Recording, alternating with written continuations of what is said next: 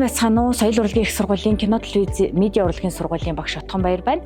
За кино телевизийн найруулагчийн мэргэжлэр элсэгчдтэй мэдээлэл хүргэе.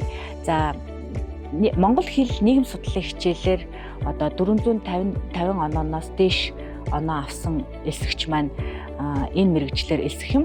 За тэгээд элсэлтийн одоо бүртгэл хийлгэсний дараа 6 дугаар сарын 29-ноос 7 дугаар сарын 1-ний өдрүүдэд аль нэг өдөр нь сонгоод ирж одоо ур чадварын шалгалтыг сургууль дээр өгөх юм аа. За харин хөдөө орон нутгаас элсэж байгаа суралцагчдын хувьд бол онлайнаар шалгалтаа өгч болно. За энэ элсэлтийн одоо ярилцлаганд юу авах вэ гэхээр нэгдүгээрх нь болохоор өөрийгөө илэрхийлсэн 3 минутын видеог энэ дэлгэцэн дээр гарч байгаа хаягаар илгээсэн байх хэвээр. За дараагийнх нь болохоор эссе бичнэ. Тэгэхээр эссе бичихтэй яах вэ гэхээр сэдвийг одоо манай элсэлтийн комиссаас өгсөн сэдвийг тухайн үедээ яг шалгалт өгж явах үедээ элсэлтийн комиссаас өгсөн сэдвээр бичих юм.